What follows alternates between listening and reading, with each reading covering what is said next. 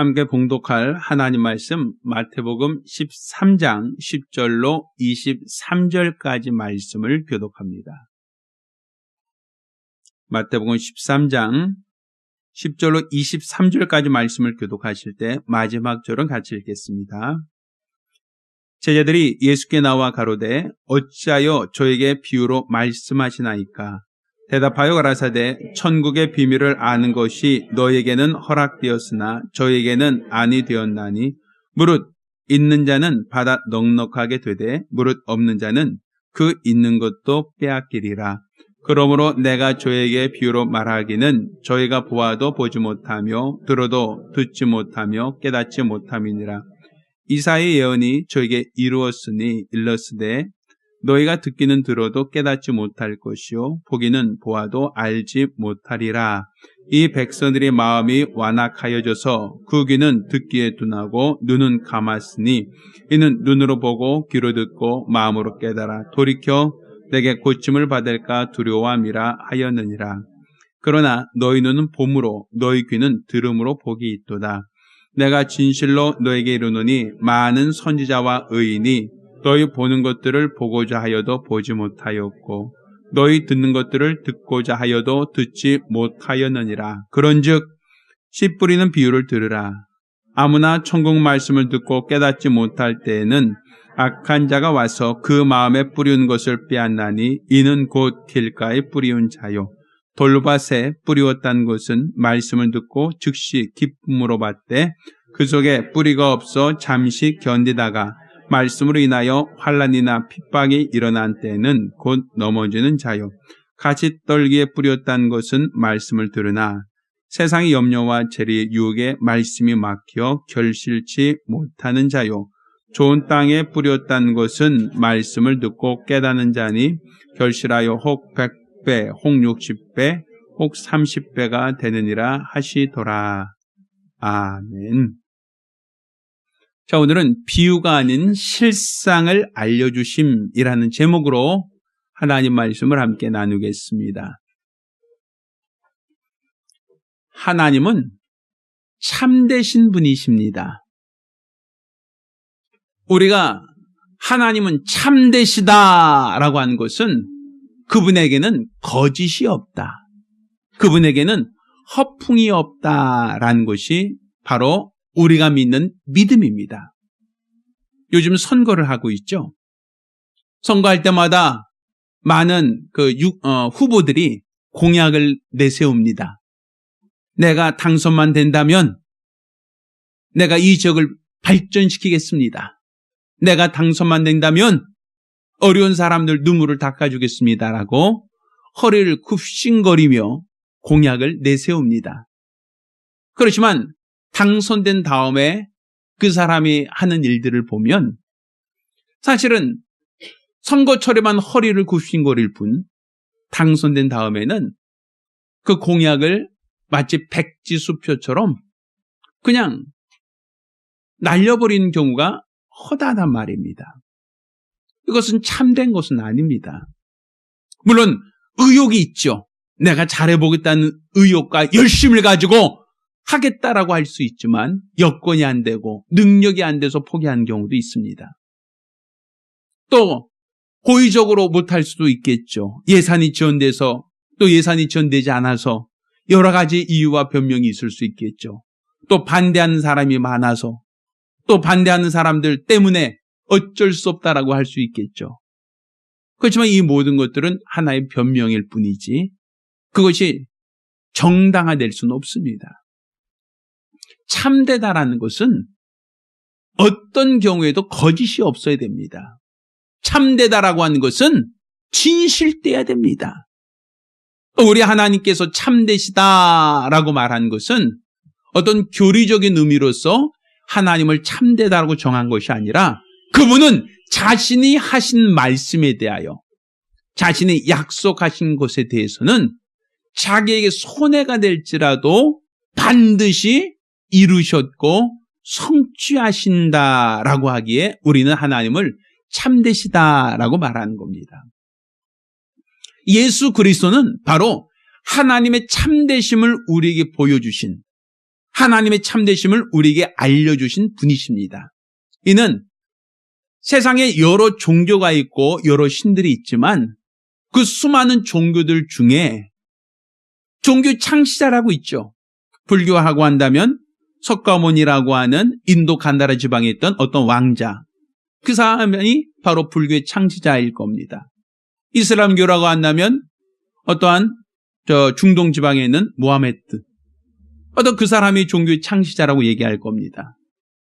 물론 우리가 유교나 어떤 우리가 사서삼경을 하는 공자나 맹자도 어떻게 본다면 유교의 창시자라고 말할 수 있겠죠. 그렇지만 이런 어떤 종교의 창시자가 그 사람 태어나기 이전부터 훨씬 더 그 이전부터 그가 올 것이다라고 하는 약속에 따라 왔는가 하면 그건 아니라는 겁니다. 어떤 인물이 뛰어나서 어떤 인물이 유능하여 그 사람이 세상 많은 사람에게 존경을 받고 그 사람의 업적으로 인하여 많은 사람들이 추앙하고 따를 수는 있지만 그가 태어나기 훨씬 이전부터 약속을 따라서 나타난 종교의 창시자는 없다는 얘기죠. 우리가 알고 있는 예수 그리스도는 처음 신약에 등장합니다. 그렇지만 신약에 등장하기 전에 구약 39권에 예수 그리스도에 대한 예언이 기록되어 있습니다.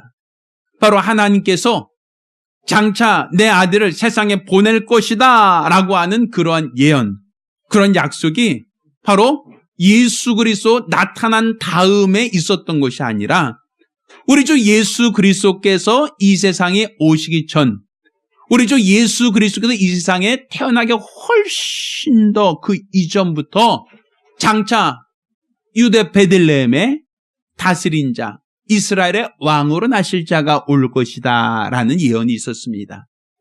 그리고 그가 이 땅에 살면서 그가 우리의 허물을 담당하고 우리의 질고를 담당하며 우리의 연약함을 담당하고 결국 우리의 구주가 될 것이라고 하는 수많은 예언의 말씀이 있었습니다. 물론 학자들에 따라서는 여러 가지 견해가 있고 다르지만 구약 성경에서 장차 오실 예수에 대한 예언의 말씀들이 수만 가지가 된다라고까지 얘기를 합니다.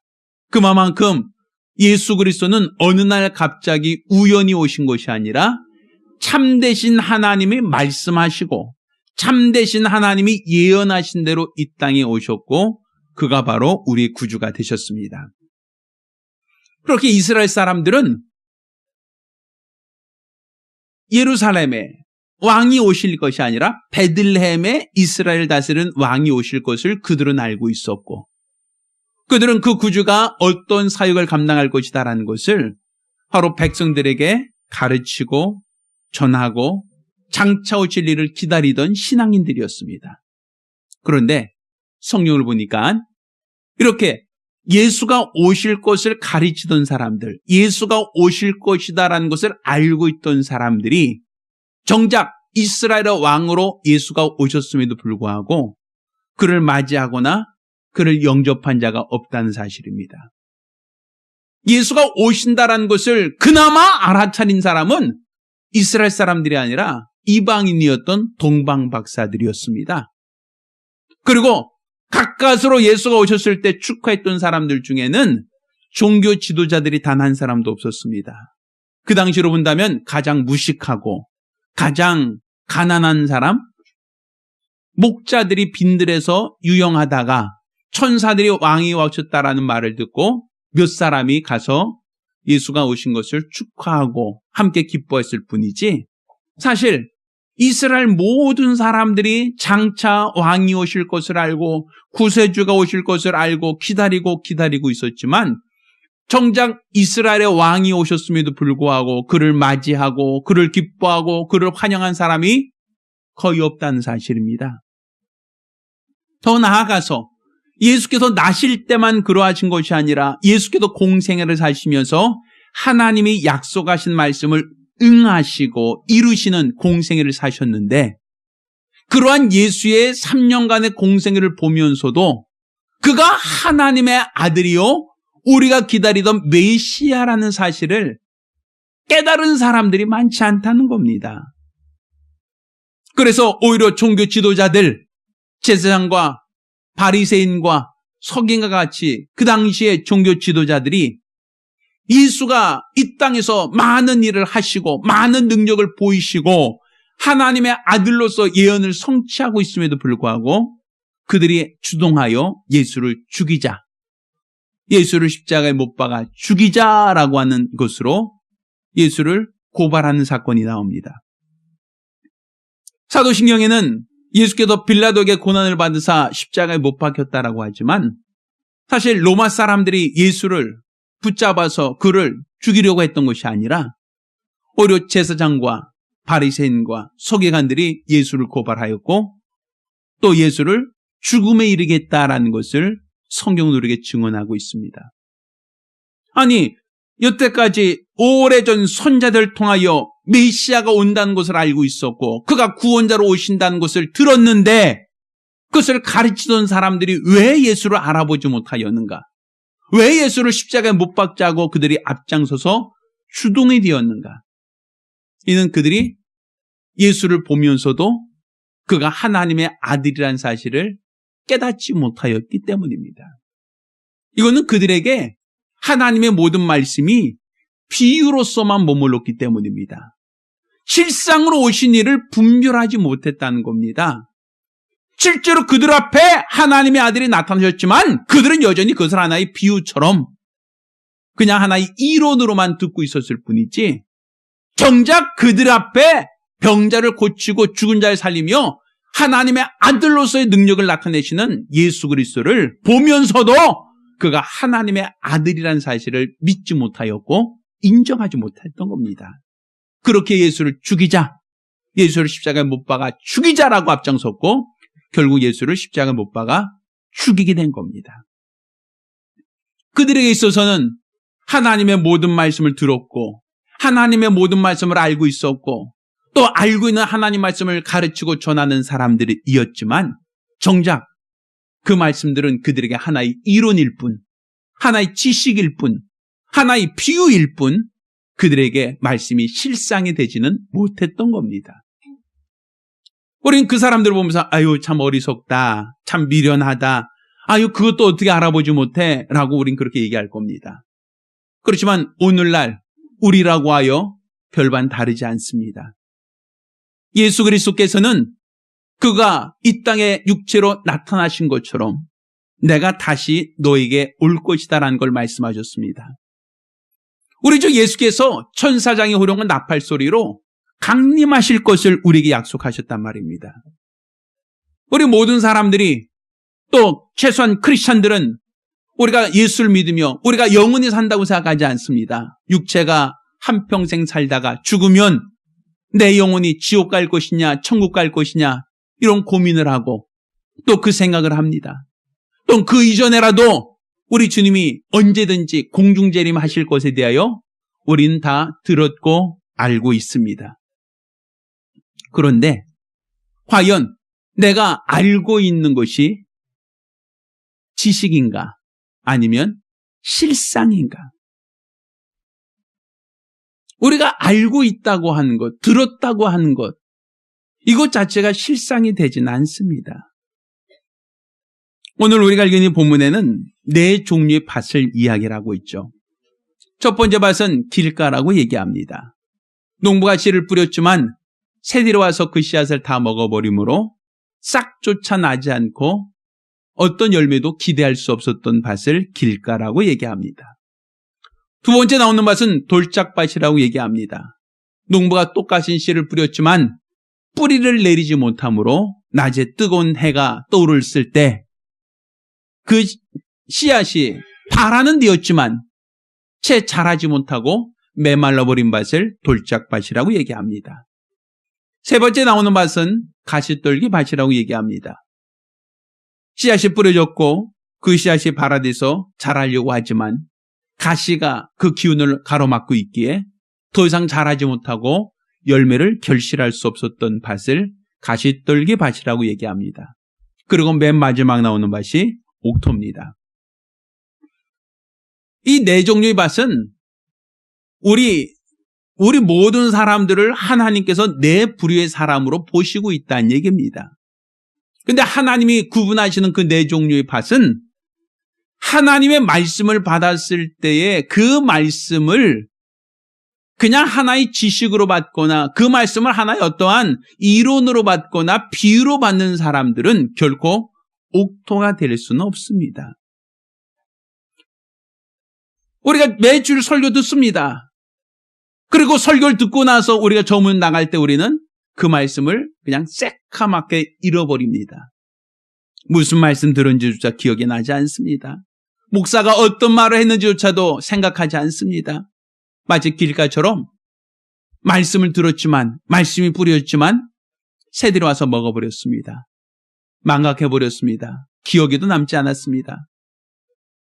우리가 예배를 왔고 예배를 드렸습니다라고 얘기하지만 정작 무슨 말씀 들은지조차 생각도 못한다면 결국 그 사람은 길가라고밖에 말할 수 없을 겁니다. 우리 주님이 천사장이 오랜 나팔소리로 강림하신다고 들었지만 그렇죠. 우리는 주님 오실 그날을 준비하거나 대비하거나 그날을 사모하지 않습니다. 기름을 준비한 다섯 천주처럼 우리 주님 어서 오실 그날을 소망하며 그날을 기다리기보다는 또 목사님이 그 얘기를 하셨구나. 그런 말씀 또 하셨구나. 하고 그냥 건성으로 듣고 그냥 넘어가 버리는 경우가 얼마나 많은가. 무슨 말씀 들은조차도 기억하지 못하고 그냥 망각해버리는 사람이 얼마나 많은가. 이런 사람들을 우리 하나님은 길가와 같다라고 말할 겁니다. 또 어떤 부류의 사람들은 하나님 말씀을 듣습니다.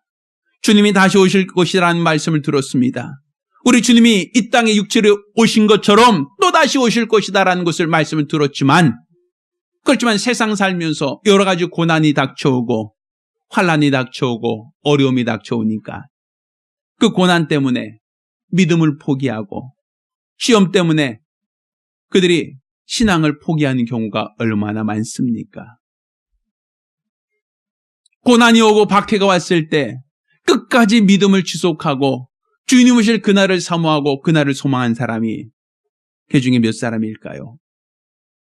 제가 대학 다니면서 신학대학 다니면서 그 당시 북한 선교에 대해서 생각해 봤던 적이 있었습니다. 근데 제가 생각을 하다가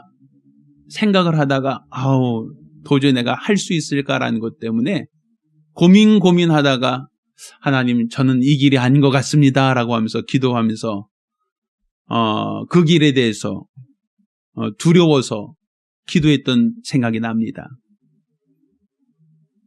북한에 가서 복음을 전하는 것이 어려운 게 아니라 또 전하다가 붙잡아서 총으로 빵 쏴서 하고 죽는 게 그게 겁나는 게 아니라 그들이 고문을 하고 그들이 억압을 하고 핍박을 한다면 그런 고문 속에서도 난 끝까지 내 믿음을 지킬 수 있을 것인가 라고 할 때 우리 주님 오시니까 나는 끝까지 내 믿음 지키겠습니다 라고 자신할 수 있겠는가. 제가 예전에 성지순례 갔을 때 그곳에 어떤 분이 이런 얘기를 합니다. 이곳은 예수님의 제자들이 순교당한 곳입니다. 예수님의 제자들이 사자굴에 던져지기도 하고 예수님의 제자들 중에 어떤 십자가에 거꾸로 못 박히기도 하고 여러 가지 고난당하고 또 순교당한 곳이 있습니다라고 그런 소개를 들은 적이 있어요. 그들은 어떤 핍박을 받고 어떤 고난을 받고 어떤 욕을 먹어도 끝까지 자기 믿음을 지키던 사람들, 주님 다시 오신다는 그 소망 가운데 카타콤에 들어가서 무치한 무덤에서 살지언정 끝까지 믿음을 타협하지 않던 사람들, 아마 그 사람들은 결국 돌짝밭이라고 말하지 않을 겁니다. 그들은 고난이 왔어도 핍박이 왔어도 환난이 왔어도 끝까지 우리 주님 다시 오신다는 그 소망 하나 붙들고 끝까지 고난을 이겨낸 사람들, 그 사람들이 바로 예수님의 제자였고 바로 우리 신앙의 선배들이었습니다. 근데 과연 우리는 고난이 왔을 때, 환난이 왔을 때, 핍박이 왔을 때 내가 그 고난을 끝까지 이겨내면서 믿음을 지킬 수 있는가? 어떤 고난이 오더라도 내 믿음을 끝까지 지키고 보존할 수 있을 것인가? 우리 스스로 가슴에 손을 얹고 아마 스스로 나는 돌짝밭은 아닌가 돌아보는 기회가 되어야 될 것 같습니다. 또 성경은 가시돌기밭에 대한 이야기를 합니다. 세상의 유의와 세상의 쾌락, 즐거움에 의해서 결실치 못한 밭이다라고 얘기하죠. 우리가 세상에서 볼 때 좋은 거 많습니다. 아름다운 것도 많습니다. 우리를 유혹하는 것도 참 많습니다. 근데 그 모든 것들 쫓아가서 행하다가 우리 믿음이 과연 지속되어지고 있느냐는 거예요. 세상의 아름다운 것을 쫓고 세상의 좋은 것을 쫓고 세상의 멋진 것을 쫓으며 과연 내가 주님 오실 날 첫째 부활에 참여해야지라고 그렇게 생각하고 마음 먹고 열심을 품고 있느냐는 것이죠. 세상에 좋은 게 너무 많아서, 세상에 아름다운 것이 너무 많아서 주님 오실 때 감히 그 모든 것들을 다 내려놓고 갈 수 있겠느냐는 거예요. 마치 소돔과 고모라가 망할 때에 롯의 부인은 뒤를 돌아보다가 소금 기둥이 되었다라고 얘기합니다. 세상이 좋고 세상이 아름답고 세상의 즐거움을 쫓아 살다 보면 결국 우리 주님 나라에 들어가자라고 하는 그 소망은 점점 흐려지고 옅어질 수밖에 없습니다. 왜? 세상이 즐거우니까, 세상이 좋으니까. 이런 밭을 우리는 가시돌기 밭이라고 얘기할 겁니다. 이런 사람들은 주님 오신다는 이 약속의 말씀이 실상이라고 생각하지 않습니다. 하나의 비유, 뭐 있으면 좋고 없으면 그만이고, 그날을 사모하지도 그날을 기대하지도 그날을 고대하지도 않습니다. 실상으로 오실 것에 대한 소망이 없다는 얘기입니다. 예수 그리스도께서 유대 베들레헴에 육신의 몸을 입고 나타나실 때 그를 환영한 자도 그를 영접한 자도 그를 기다린 자 없었습니다. 예수가 오신다는 것을 모두가 알고 있었지만, 그리스도가 오실 것에 대하여 그들이 소망하고 있었지만 정작 오신 예수에 대하여 기쁨으로 맞이한 사람이 거의 없었고, 또 예수님께서 공생을 사시면서 그 많은 능력을 보여주셨지만 결국 그들은 자기 앞에 있는 메시아를 십자가에 못 박아 죽이자라고 앞장섰습니다. 우리가 다르겠습니까? 우리는 주님이 다시 오신다는 그 약속을 가지고 있고 참되신 하나님 말씀을 믿고 있는 사람들이지만 다시 오신 주님을 기다리고 있습니까? 다시 오시는 그분을 소망하고 있습니까? 주님 다시 오신다는 그 약속을 믿고 어떤 고난도 어떤 핍박도 내가 참아내리라, 이겨내리라, 이런 마음의 각오와 결심이 있습니까? 어떤 유혹이 있다 할지라도, 어떤 쾌락이 있다 할지라도 내가 그 모든 유혹과 쾌락도 능히 이겨내리라, 내가 주님 나라에 들어가기 합당한 자가 되기 위하여 이 모든 것을 이겨내리라, 이런 각오와 결심이 우리 안에 있습니까? 그냥 한 주 한 주 지나가는 대로, 흘러가는 대로 우리가 신앙생활할 뿐 정작 사모함도, 정작 기다림도, 소망도 잃어버리진 않았는지 우리가 우리 자신을 되돌아볼 수 있어야 됩니다. 성경은 옥토에 대한 이야기도 동일하게 합니다. 옥토에 대한 이야기를 할 때 옥토는 많은 열매를 결실한다라고 말하지 않습니다. 옥토는 혹 30배, 혹 60배, 혹 100배로 결실한 것을 옥토라고 얘기한다라고 얘기합니다.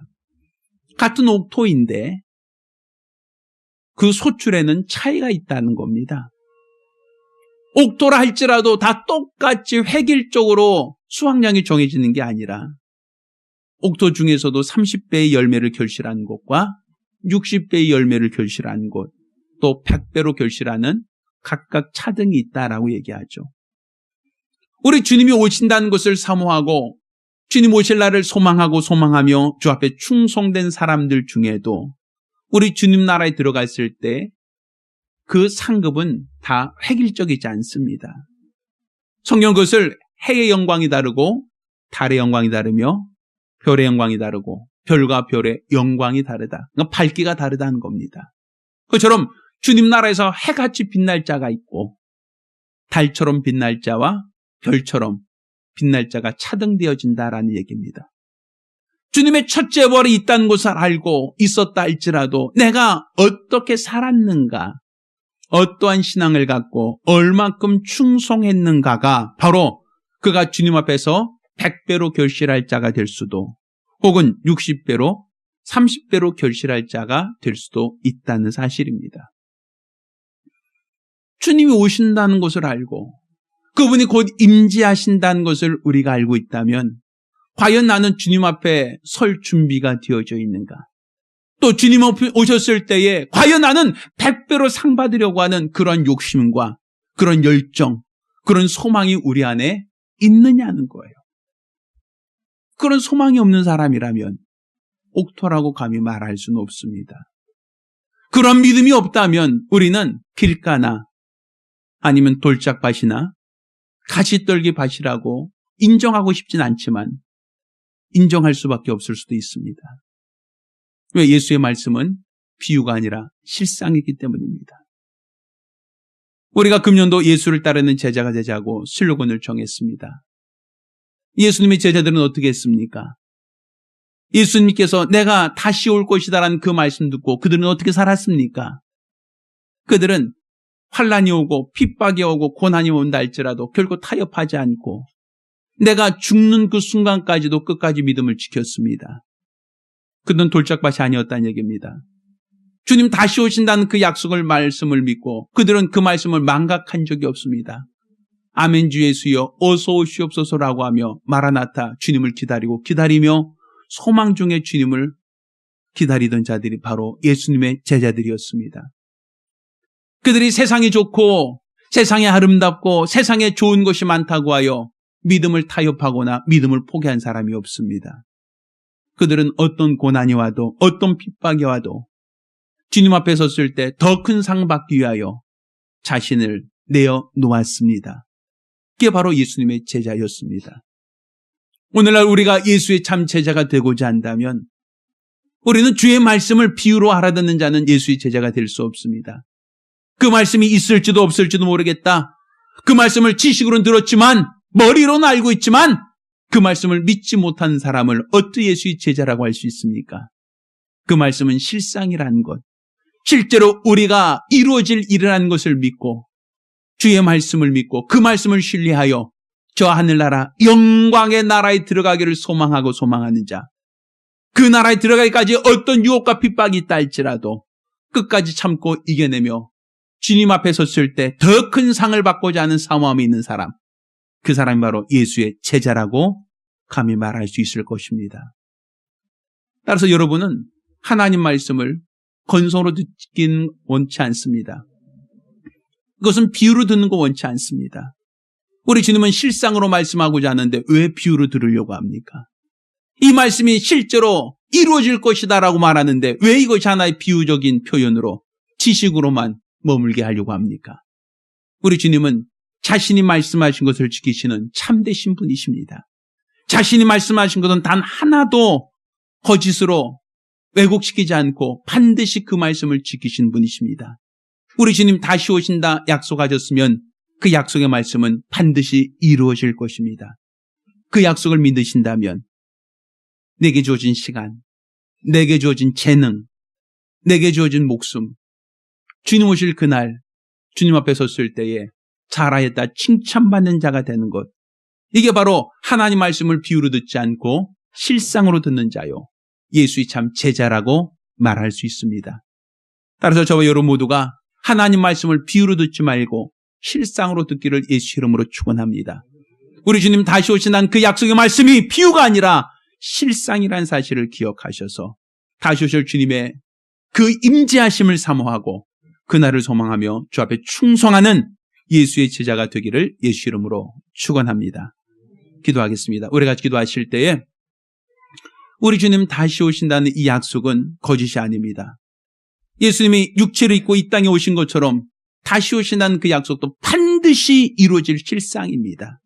따라서 우리가 주님 오실 때에 옥토와 같이 100배로 결실하고 60배, 30배로 상 받는 자가 될 수 있게 해달라고 간절히 사모하며 한 목소리로 기도합니다. 이제는 우리 주 예수 그리스도의 은혜와 아버지 하나님의 극진하신 사랑과 보혜사 성령님의 교통하시고 역사하심이 우리 주님 오실 그날을 소망하며 또 그날 주 앞에 선 날 잘하였다 칭찬받는 자가 되도록 우리 주 앞에 충성하기로 열심한 우리 모든 성도들과 가정들 위에 이제부터 영원까지 함께 있을지어다. 아멘. 우리 하나님께 영광을 돌리겠습니다.